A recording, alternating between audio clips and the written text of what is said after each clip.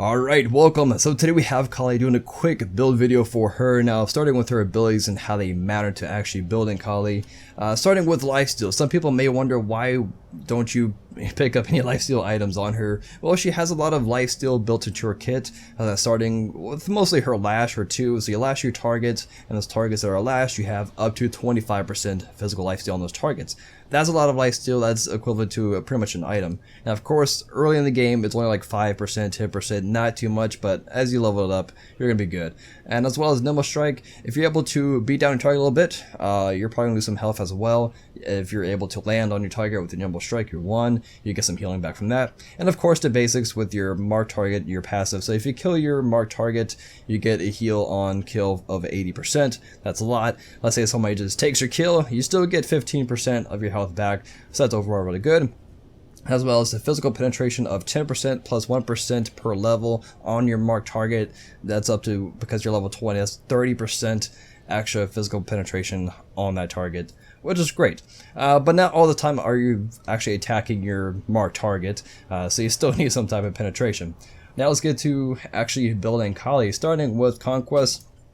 Juggling purposes, Bumba's Mask is ideally the best juggling starter item. If you're rolling in the solo lane, which you can definitely do, you can go to the Death's Toll for just basic more sustain. So you can lash on your target, that's more life sustain. The passive Death's Toll, that's more health and mana back. So really great.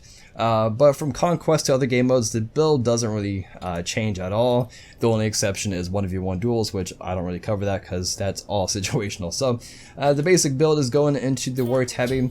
I'm not really sure why they recommend Ninja Tabby. Considering Kali's base attack speed is really high, as she levels up, she gets even more attack speed by like a larger percentage, like more than like Hunter's Wield.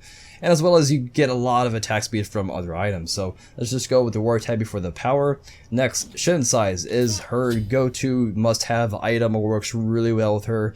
It gets a little iffy on explaining it, but the way her attack progression or her swing times on the last 2 hits of her 3-hit chain are really fast, so that way you can get the passive bonus on Shin Size a lot more often. Hopefully that kind of makes sense. So Shin Size next. She is a all auto attack, base attack, whatever you want to call it, god. She doesn't really rely on her abilities for damage. It's all auto attacks, and therefore you have to stick to your targets. Her 3 and 1 is not enough. So Haste Mentalis allows you to get a lot of attack speed, more movement speed, and the passive that removes the debuff from your auto attack. So you can just stick to your target forever and just breed.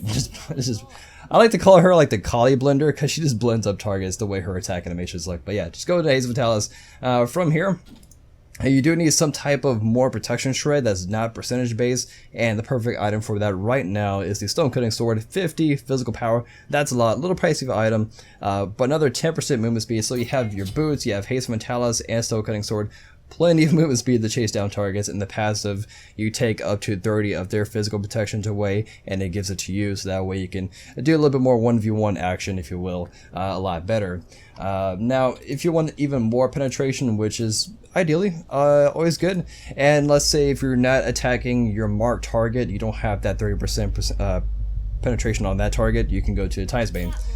So essentially, this is your passive in an item for targets that are not marked. Now, if you do end up fighting your marked target, you're going to have like a crazy 63% physical penetration on that target, and then with like a 30 flat physical protection shred with your Stone Cutting Sword. She's just a lot of penetrations. It's hilarious. And then for your last item, honestly, you can go to whatever you want. If you want lifesteal, I'd probably recommend Aussie. If you want more attack speed, I would definitely recommend the Oboe, up to 40%, or not up to, but it's just 40% extra attack speed. This allows you to quickly get off the Odysseus Bow proc, which is every 4 hits, really quickly with all the attack speed items that you got previously. You can clear minion waves, so just auto attacking. It looks something like this. It's really fast, really fast burns. If you don't want to go to Oboe, you can go to, like I said, lifesteal items. You can probably go into Crit, maybe Deathbringer. The only thing is, like, Deathbringer is only 20% crit strike chance, but at the same time you have a lot of attack speed. Maybe you want to go in Rage. You can go in Rage, and you could quickly get some easy crits with Rage. as long as the RNG is nice too. But yeah, that's pretty much it for Kali. This is the basic build right here. Again, the must-have items are Shin Size and Haste Mentalis. You can also get Frostbound Hammer if you want. The Frostbound Hammer with Haste Mentalis, your target's going nowhere, and you get an additional 300 health. But yeah, that pretty much wraps up for the build video for Kali. Hopefully it was helpful and give you an idea on how to build Kali. And I'll see you guys next time. Peace.